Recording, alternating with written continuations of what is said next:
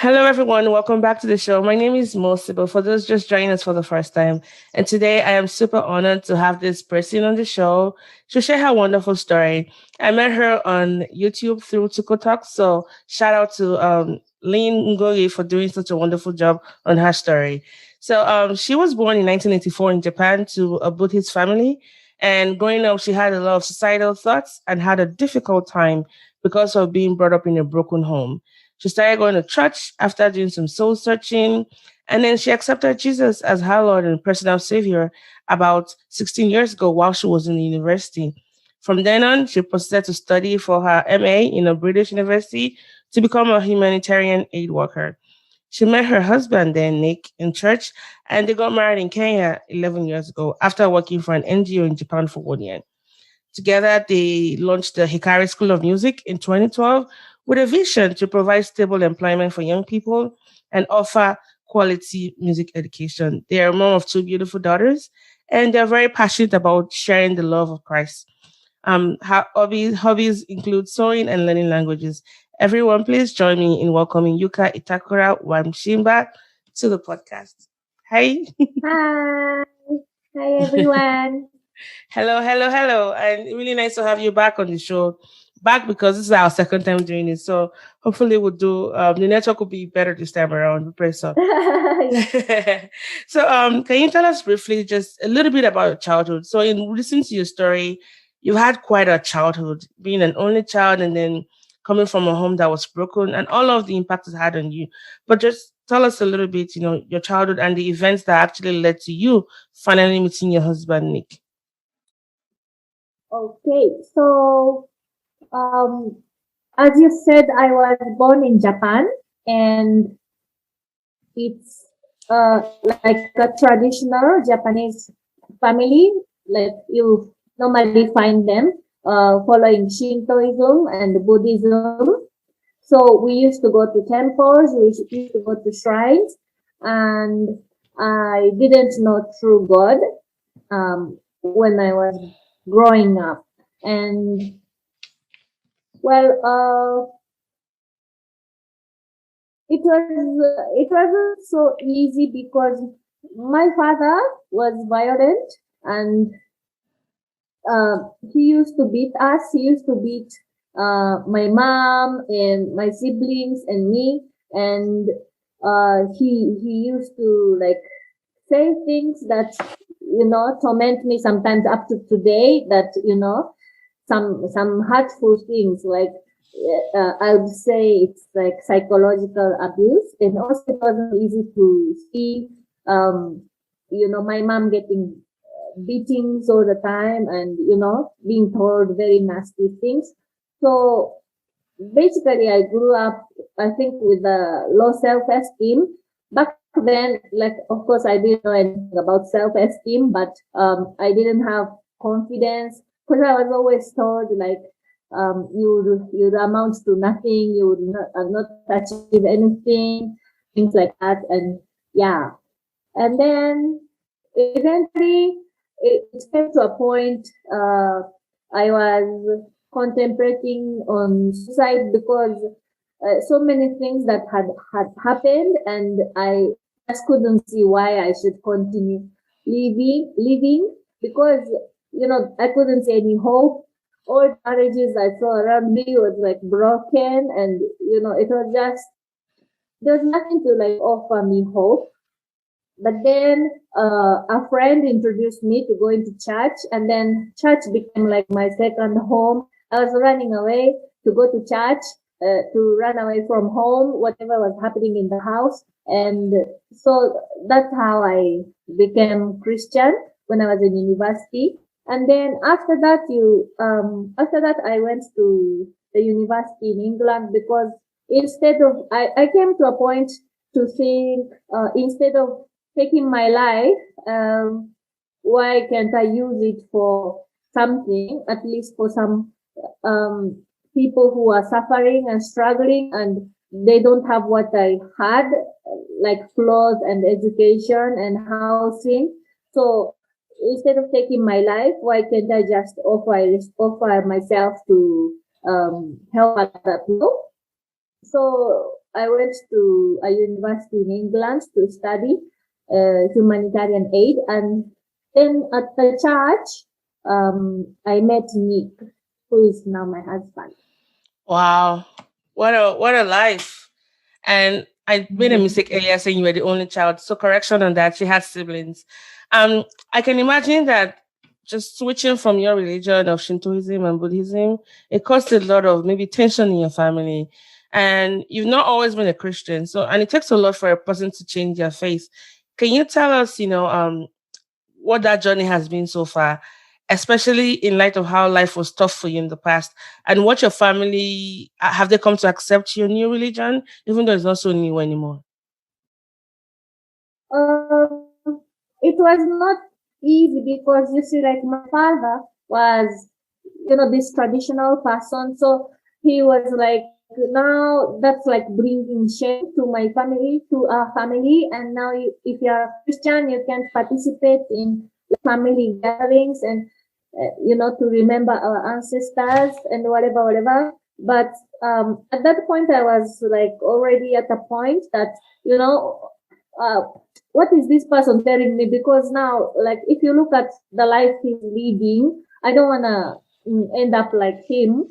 So at least I want to try for myself the way that I feel might be the right way, and then I'll see for myself, because clearly what my father was doing was not working for me according to me. So I didn't want to be like that. So I just decided to get baptized anyway, whatever, regardless of what he said. And well, so far, my other siblings, I think they don't mind it, and my mom, she doesn't mind it, but we haven't also been in speaking terms with also my mom, my dad, like all this time. So I don't really know how they feel. Yeah. Oh, wow. Yeah, I can't imagine how difficult it was because it wasn't just a religion. Those it's a way of life. It's the way you all interact. It's the way you do everything. So it's not just one aspect of your life. It's a whole life. Um, Mm. I would like to just balloon out a little bit the suicidal part because chances are some people that are listening to these probably have had those thoughts as well. And like you, I am Christian and I know Jesus is always the way. He doesn't promise us a life full of worry. He doesn't promise us a life that doesn't have worry. But one thing he promises us that his grace is sufficient for us. So can you just do like a compare and contrast what your life was before and then what it is like now, especially after letting Jesus into your heart to provide support for those that Uh, might be having suicidal ideations? you know, um, it's very, very hard when you're struggling with that suicidal thought, because it's like you're always thinking about it, and also you can't do it, and like, how am I gonna do it? What will happen to my family and all that? So it's not easy for somebody to go through that. And I just want to encourage, if anybody is having such a thought, I just want to encourage that it's not even worth taking your life, because there are so many things that you haven't tried out, and you already want to die with your own, small world that you already know. But you see, back then, I hadn't even really stepped out of Japan. I hadn't met, different people from around the world. I hadn't tried so many things. I was just like 20 something, and already wanted to die. So there's no point, because there's so much more that the world has to offer. You can go out and meet people. You can go and see like the children in Africa, how they live, and they have much, much less than what I grew up with, but they're so happy. And you start, if you just expose yourself to other things that the world has to offer, except apart from what you already know, I think you get many inspirations, and there's so much more than what you're just seeing now. And your problem might be like everything to you, but actually it's so small if you see it from a bigger perspective. And to me, making the decision to give my life to Jesus has been the best thing that I have done in my life, because it has just turned my life around. Of course, it didn't happen like at that instant, but it has taught me to forgive. It has taught me to, accept other people the way they are. And it has taught me that, my way is not the only way. And also, like, it has taught me to, know that nobody is perfect. Everybody is a sinner. And so that's why we all need Jesus. And it has also taught me that, I am worthy. It's not like Buddhism or Shintoism where you have to pay something or you have to go to the temple and do something, some sort of rituals to earn the forgiveness. But it has, it's just a whole new understanding that, Jesus can die for someone like me. And it just gives you a whole new perspective, because I didn't think that, I have any value. Yeah, so just give it a try and you see Jesus can change you or not. Because if you die without trying, maybe you're missing out something so big. Wow. Thank you for that. And just want to echo what you said about there's so much out there in the world. Yes, whatever you might be going through, it's a lot for you to want to, kill yourself. Mm-hmm. It's a lot. Acknowledge that, but there's also so much more. And so seek Yeah. help. While we still talk about Jesus being the way, there are other people you can also talk to as well. I mean, religion is a part of it. Our relationship with Christ is a part of it. But if you need to be in therapy or be on medications, please, do what you need to do to get better. But remember that there's so much, and you're needed here. You're needed here to be alive. And we hope that you make it through. We're rooting for you. Mm-hmm. Now, let's talk a little bit just about, your husband, Nick. I watched your story on Tuko Talks, and I highly encourage people to go watch that, because I'm not gonna say everything again, so I can give credit to Tuko. But it's quite enough for people from developing countries to migrate to developed ones. There's often that push and pull factors, but the reverse is the case for you. Aside from your love from your then boyfriend turned husband, was there any other convincing factor that has made you stay in Kenya? Because you've been there for quite a while. Um, you see, of course, it was a big decision for us, whether he should come to Japan to live or I should come to Kenya to live. The biggest thing was that he is 10 years older than me. So at that time, when we decided to get married, I was just like a freshman from university. I had just finished my master's and I was just beginning my career. And on the other hand, he was like in his mid-career. He was already like in an established position as a music teacher. And, he had built his reputation and all that. So I felt like I couldn't, if he comes to Japan, I couldn't support him like comfortably, like financially, because I'm just learning the ropes at my work. Then also at the same time, in Japan, if you don't speak Japanese, it will be very hard for him to do what he wants to do, you see. But at least it was easy for me to come to Kenya, and it's not like I can do any job, of course. It's, employment is so limited in Kenya and all that, but it will be easier for me to adjust and speak English in Kenya than him trying to now find his way around. And you see, I have to translate for him everything, and I could just see that it's gonna lead to a lot of fight, and it might even lead me to lose my respect for my husband, and that would be a killer. So I just felt it would be easier that way for me to come to Kenya. And of course, also because my family was in such a state and he had a good family background. So in case of anything, also there's a support system. And I think it was the right choice to make so far. Wow. It seems like from hearing you talk, I could, pick out some things from your response, in that you guys had a discussion about it. Like, you knew what you kind of planned, even though maybe what you expected and the reality didn't match up, but at least you had a conversation about it, what it was going to be like. Someone had to sacrifice, you met yourself halfway, and then you communicated. And I think that's a lesson here for those that might be in this situation is be very upfront about just the challenges. Now, there's some things that will come and it might be out of your control, but leave that room for grace and communication. And I can't imagine how difficult it was for you in the beginning to adjust to your new life. And but I'm glad that it's working for you because I follow you guys now on YouTube and I know about your music school and you guys are doing fantastic. So I'm glad that's really, really working for you. So I know when you talked about your your journey so far, one of the things you spoke about was learning how to speak Swahili, which is super impressive, I must say. And there's this hypothesis in I think it's language I want to say relativism, and I'm not very sure about that, but I need to check that out. It's called the Sapai Whorf hypothesis.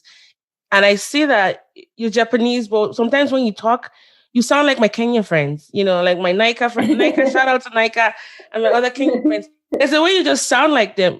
Even though I can look at you right now, you're Japanese. And so, I know you know this, but for those that don't know this, I started learning Korean about 4 years ago. And there's a way I change when I speak Korean. I become softer because my language is quite hard. When I talk to my friends in my language, Yoruba, my Korean friends will come in, were you guys fighting? I'm like, no, we're just having a conversation because we're so animated. When I speak Korean, I'm softer, I'm more feminine. But I'm just curious to know, given that Japanese and Swahili, they're like totally different, conversation. I've had scripts, language learning and all that. It's so different, right? Compared to like maybe English to like learning French. What helpful tips can you share on learning? And what was important for you to learn your husband's, heart language? I think for me to learn Swahili was not so hard because I just naturally have the love for languages. And also, I was put in a situation to have to learn the language because it was like, when I came to Kenya, I got a job with the Japanese NGO. So I was doing a project in Kenya because I thought it's also not wise to, just getting married to this man. And, I felt like I knew him, but I might not know him, everything. Then like it would be just, asking for problem if I go like jobless, So I found a job in Japan, which could send me to Kenya. So in that project, I was dealing with the villagers who didn't speak much English. So it forced me to learn. And also, I think it's been good because now like I can share it with my children. If I go to the supermarket and people start talking about me, like, oh, you see, look at this Chinese and all that. And then I start speaking in Swahili and then like, they get shocked and all that. And you see, like you earn some sort of respect from them because now they know that I know the language, I know the prices of, how much everything should be in Kenya. So, for me, just, being open-minded, don't think like, oh, I'm only going to speak English and Japanese. Just learn small that you can learn, like water is maji, pesa is money, and just making the effort to try and understand also the other side of, perspective and culture. Brilliant, very brilliant, Ms. Yuka. I like how you talked about it in a, understand taking the cultural aspect of it, but also to make sure that you get by very well, you get the best end of the deal. And I guess another thing to highlight from your response is just how a lot of these things worked in your favor. Because you were moving from Japan to Kenya, which, Kenya is still developing. You're able to play to your advantage to engage like NGOs that can sponsor your trip. So that's a tip for those that are moving from developed countries to developing countries. Now, the case might be a little bit different to like get, everybody wants to go to like, developed countries, but you play that, to your advantage. So that's really, really good. Now, from watching your video with Yuka, I know your mom was really, really worried about you, as every mom should be. You grew up in Japan, went to the UK, and then bam, you want to go somewhere in Africa. What? And in your early days living in Kenya, before I even talk about just that, so I volunteer here with an international organization. And in the past, they've had like this huge influx of Japanese and Kenyan students. They come together, like they come for like exchange programs. And there's always been, in the beginning, there's always that tension between the Japanese and the Kenyans because of the issue of time. For Japanese, if you're 5 minutes, if the train doesn't come 5 minutes before the time, it's already late. But for Kenyans, time is a different construct. It's not them being rude or being purposely late, but it's just a different kind of conversation. So I can imagine that your life was the adjustment you've had to make so far. But I'm curious to know, what are some of the things, that were challenging for you settling in Kenya? And how have you been able to navigate that? Because these are really important issues because all your life you've been Japanese and then bam, you moved to Kenya, way later in life. So please let us know how you navigated all of that. Well, I think the most important thing is to appreciate their culture and not think like because Japan is more developed, I am superior than them, or like, keeping time is better than keeping African time. Because each culture, I think, has their own reason how they developed, and they have their own beauty in it. So it's not like I am from Japan, so like everybody must keep time. Even in Kenya, if you're working with me, you must be 5 minutes before of everything. You see, it doesn't go like that, and you just have to adjust to their time, their way of thinking, and just appreciate their perspective, because it's just not going to work. You're not going to change the whole of Kenya according to your standards. So the hardest time was when my sister-in-law visited us, and then she said she was coming for lunch with her family. So you see, like I prepared from morning and the food was hot at lunchtime. But then she said she's now on her way. And then like when I kept calling her, we kept calling her, and like by 4 p.m. she was still on her way. And then they eventually arrived at 6 p.m. Yet they were supposed to come for lunch. And then eventually she said, okay, we'll have like a sleepover. So you see, I wasn't prepared because I was like ready for lunch, but now I had to prepare the beds for the family, and I had to prepare now the breakfast also. And you see, I wanted to now like impress because now I'm the younger sister to them, and you see, like I married one of their brothers, and so like I wanted to make a good impression with the like hot meal freshly prepared, but now I had to microwave everything and all that. So like that was the hardest, but I laughed about it because now even if you get annoyed, it doesn't make the situation better. So I just fixed the mattresses, I fixed the breakfast, and you see those things just I think stretches you as a person to become better. Yeah. Oh my gosh, that's a very funny story, and I think you said it in a very wise way. Is see what you can do, and it's no use complaining or trying to like compare. There's no comparison. It's just different ways of life. And since you are living there, you know how they say if you're in Rome, you behave like the Romans. So that's that's a very funny story. So you had said previously that your mom, I want to say, for the lack of a better word, disowned you for marrying Nick. And I know looking at your video on Tuko Talks, people, there were some comments on there, oh, her mom is racist, her mom is racist. And I'm like, no, I don't think her mom is racist. She was really worried about her daughter, like a good mom should be. And now that you're a mother, can you relate to the reason for your mom's disapproval of your choice of a spouse then? Because, I mean, from what as I was watching the video from Tuko Talks, I could tell that your husband and your mom right now, they have a better relationship. But then she was, quite worried. Now, as a mom yourself, can you relate to the reasons for, your mother's disapproval of your choice of spouse? Yeah, because as I was explaining, you see, for her, she wasn't as exposed as I was. She had only graduated high school. And you see, her marriage was like very miserable. So already she had already mistrust in the marriage itself. Now, what about marrying an African? You see, she, because of her also education background, she only knew Africa as shown on TV, which I think is a huge problem. They only show the poorest of poor, and they don't show the good side of Africa, how we have a beautiful nature, we have the beautiful ocean, we have the richest, some of the world's richest people in, Kenya, Nigeria, some of the wisest, smartest people also. But they don't show that. They just show like people live on the tree house or something, and they wash in the river or things like that. So that's what she thought I was gonna do.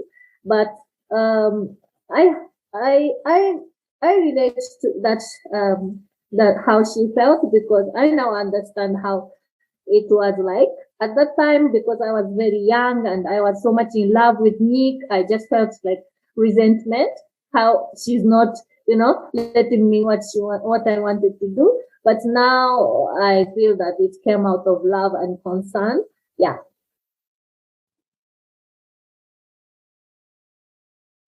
Yes, I agree with you. I think it came out of love because even I watched some wedding clips on YouTube. Your mom danced a lot. She was dressed, and she looked very happy.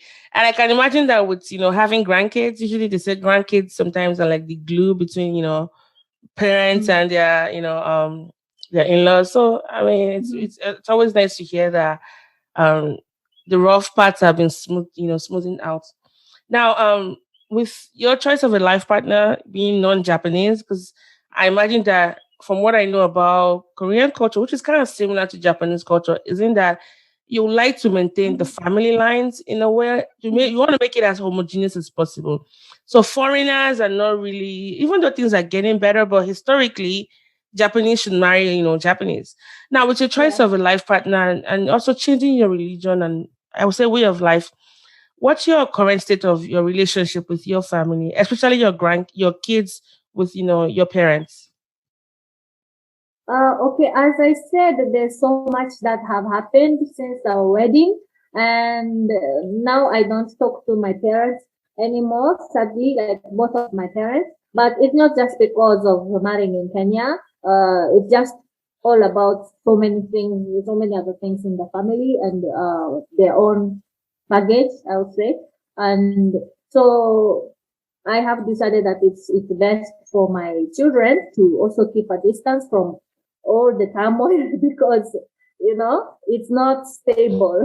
So like I would get so much affected by how the things are in Japan, and then I take it out on them. So I just decided to keep some distance so that I can focus on my current family and protect it.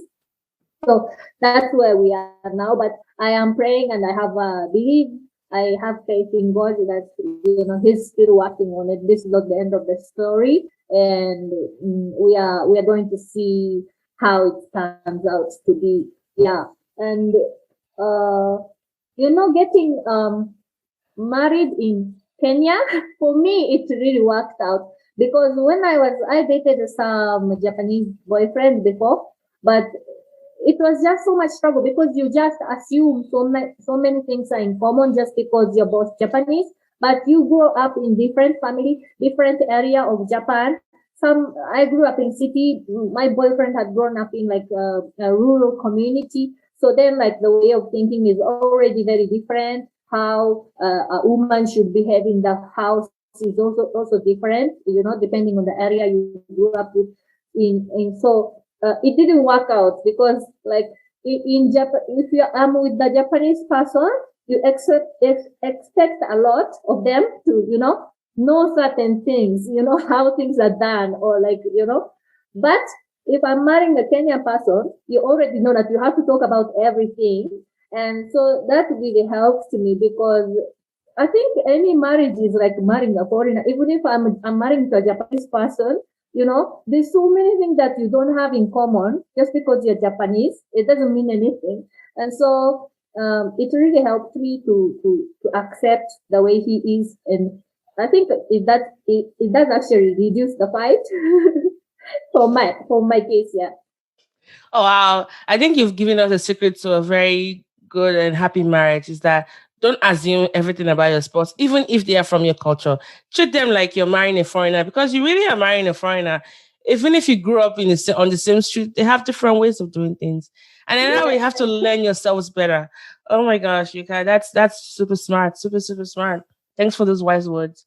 Now let's talk about your beautiful girls.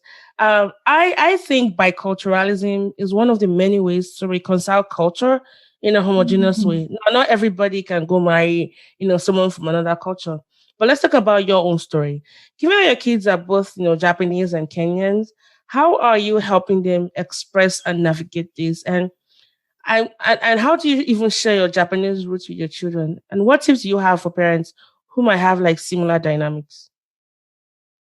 Um, I always tell them that you're half Japanese and you're half Kenyan, and so you can work or study in Japan if you want in the future, or you can stay in Kenya. So you have all the choices. You can do anything you want, and I try not to make them any like less compared to other people who are like and thankfully, we also have an international community where we live. I think it's more international than if we had lived in Japan because we have Indians, we have Americans, we have many missionaries who come from abroad, and we have many mixed kids. So I don't think they really feel like they're different or anything. So in that sense, I think it's better for them to live here than in Japan, which is more like homogeneous community.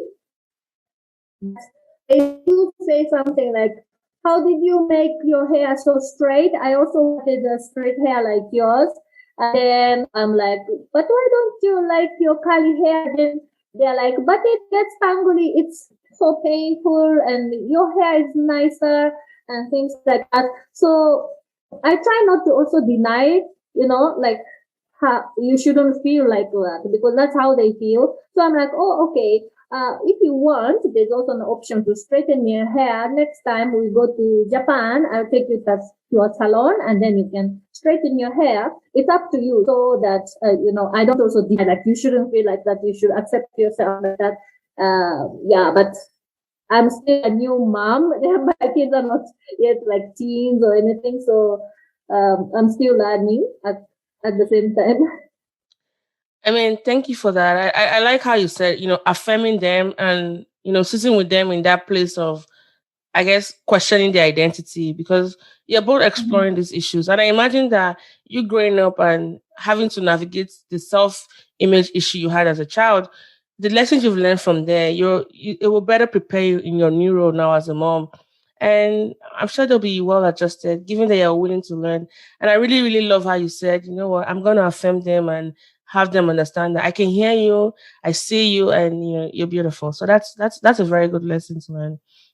Now, if your kids ever listen to this episode someday, what message would you like to let them know using this time capsule right here as a podcast?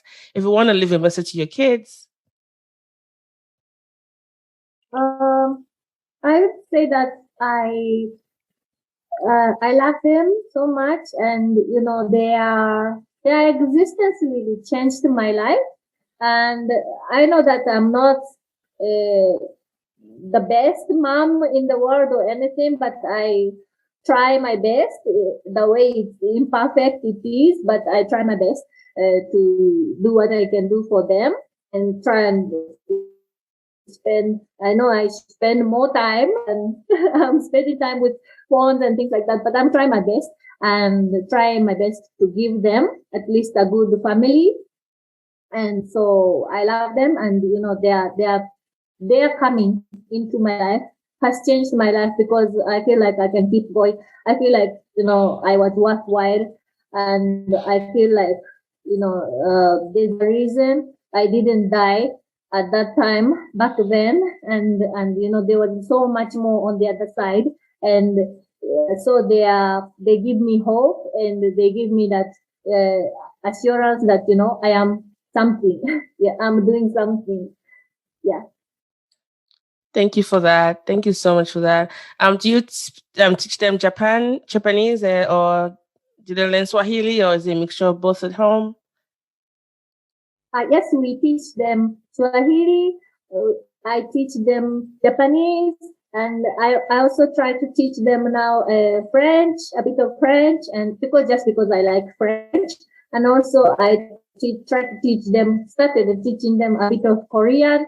I just try to expose them to as many languages as possible, because I think even if you know a few words of Korean, compared to thinking, what is this letters that looks like, just circles and, And sticks, like yeah. secret code.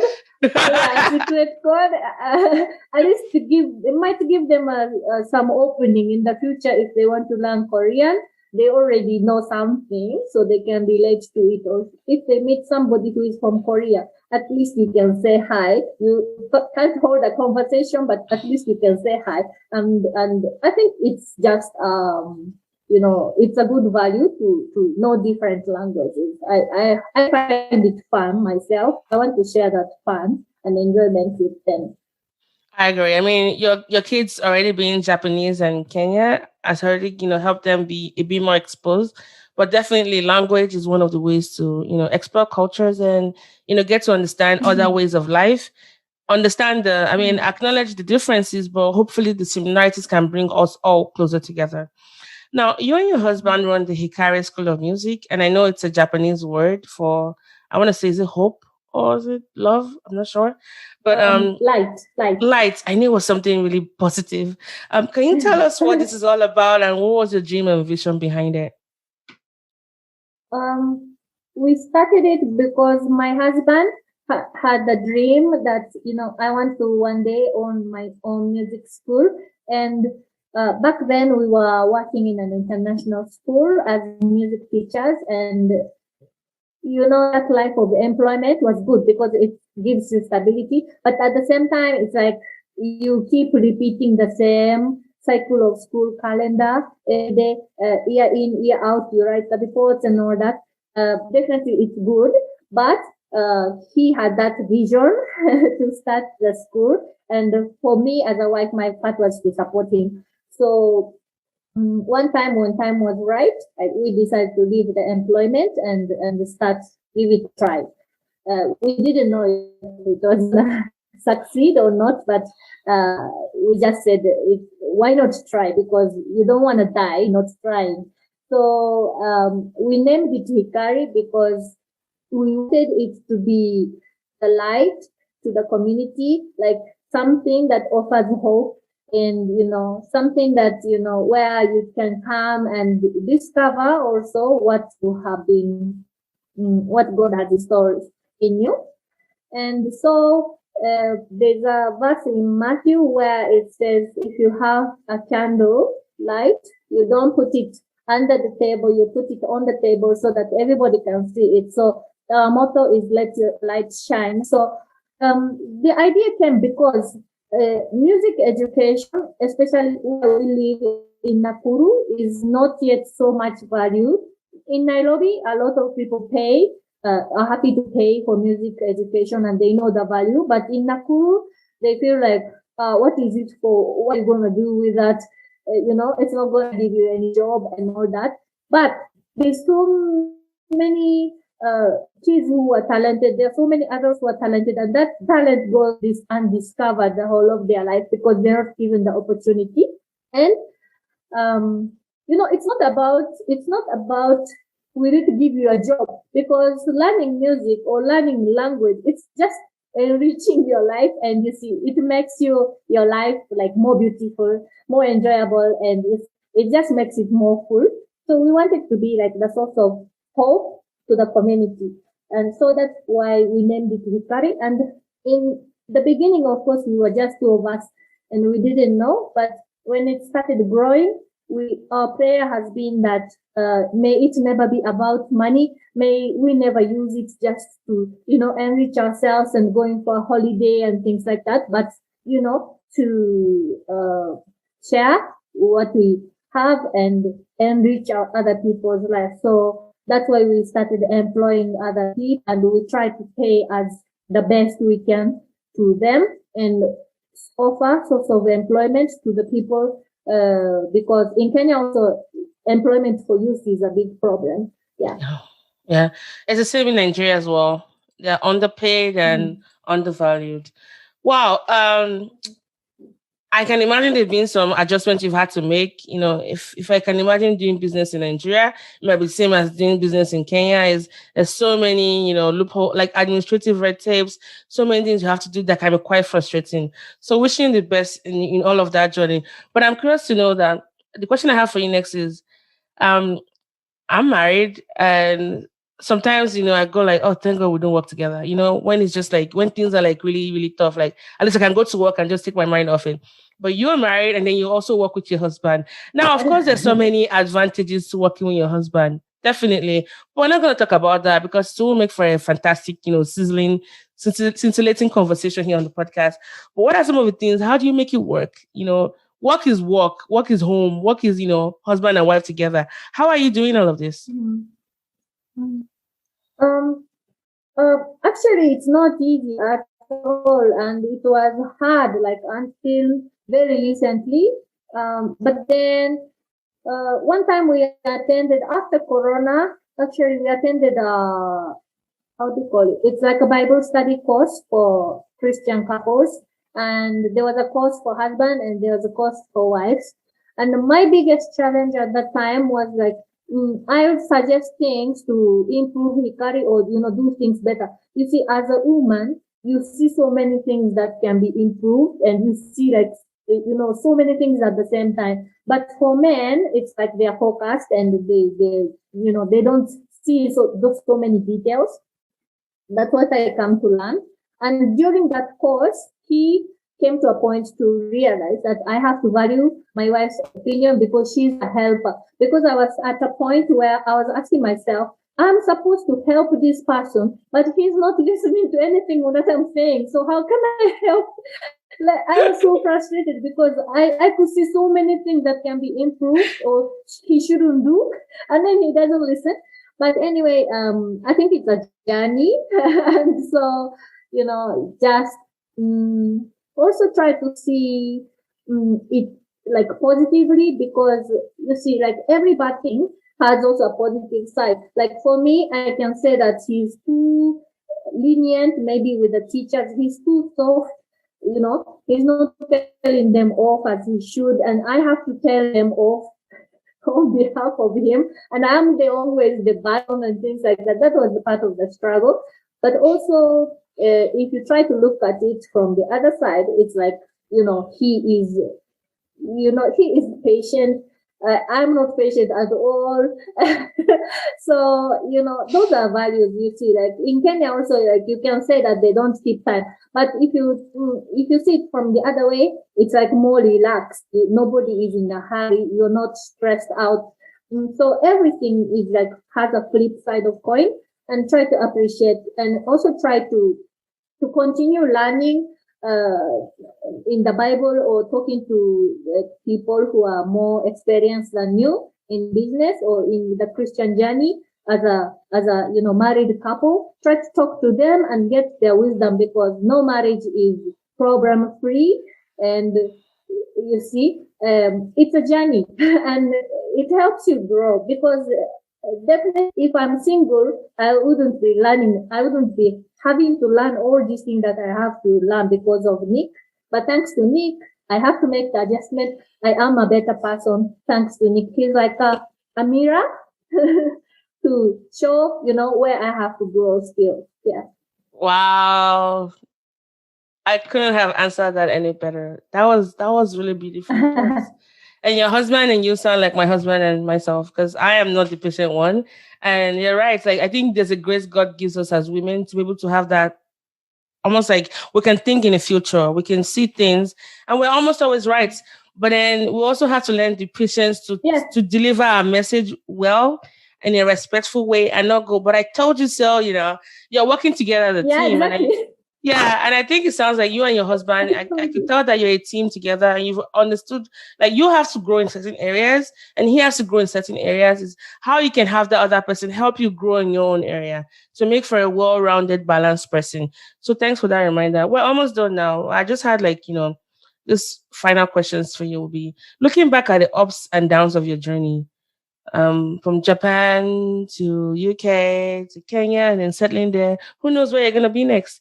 Do you have any regrets about your decision so far? And I'm assuming probably you don't have any, but what are your hopes for the future as well? Um, I don't have regrets. I am so happy that I gave my life to Jesus, and I'm so happy that I made the decision to marry all the way in Kenya. Of course, it wasn't easy, but we found a way, and by God's grace, we're still together. And I'm really, really surprised with myself that I'm still married after 10 years. And because I came from a place where, all marriage was failure. So I didn't have any, idea of how a happy marriage looks like. So I can only attribute it to God, because were it not for God, I would be a failure. I would have divorced a long time ago. I would have gone back to Japan. And so everything that I have in my life right now, I owe it to Jesus.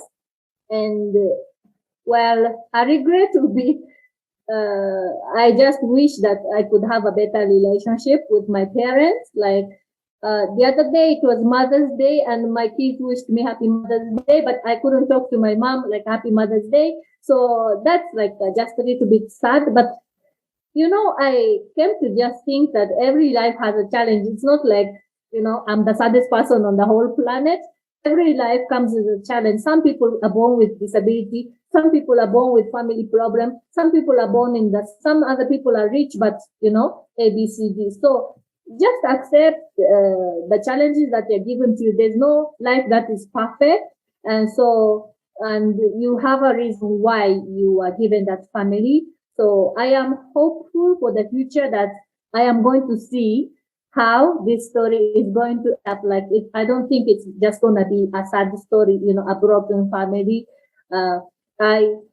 I'm hoping and believing that one day the rest of my family, everybody will be saved, and I don't know, and I will come to testify maybe, but some days actually it's really hard, because you keep praying every day for them, but you don't see any progress.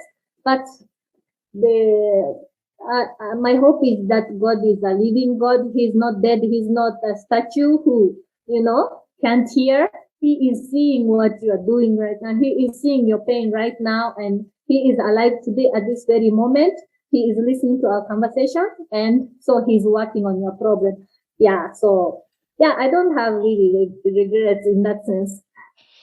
Wow. I do hope that, you know, your family, you guys reconcile in a very healthy way. And sometimes it's needed to separate and, save, almost like protect yourself. But I know your desire is to have that connection back with your family. So I pray everything goes well for you as well. Mhm. And Mhm. yeah, so finally, and yes, Jesus is the way, guys. That's just the simplicity of Yuka's story. Even hearing about the hope she's found in Christ, he doesn't really promise like a worry-free life, like we said, but there's a lot of grace because life is so full of so many challenges. But I know that as Christians, one of the things that comforts us is that everything will work together for our good. Even the bad things will work together for our good. Now, where can people find you? Where can they find more about your program? I follow you on YouTube, and you sing so wonderfully well, by the way. I love your voice. I love Oh, just thank you. the way you guys combine a lot of, languages and the things you do, and just, the kids you guys get involved together. I know it's moved virtually as well. But for those that don't even know about the Hikari School of Music, where can they find you guys on social media? Or even your email address as well? Um, we have Instagram, we have Facebook. You just search Hikari School of Music and it comes. And also, if you want to email us, just write Hikari School of Music without any comma or full stop at gmail.com. Just Hikari School of Music as one word and at gmail.com. And we offer online lessons on all instruments, voice lesson, and we also have language lessons. Yeah, you're welcome. Yes, guys, go check them out. And this was it. This was really nice talking to you today. Wishing you the very best in everything you do. And I have a feeling we're going to talk again, like on the podcast. But I just want to really thank you so much for your time. It was really a huge honor to share your story and also get to know more about your passion, not just about music, but also about community and your love for family. And so, yeah, on behalf of every one of us here on the show, I want to say thank you. Arigato, Yuka-san. 감사합니다. 감사합니다. All right, guys. Bye for now, and don't forget to check other episodes on the podcast and of the podcast wherever you get your podcast on. This has been the Most Sibyl podcast, and I remain your host, Most Sibyl.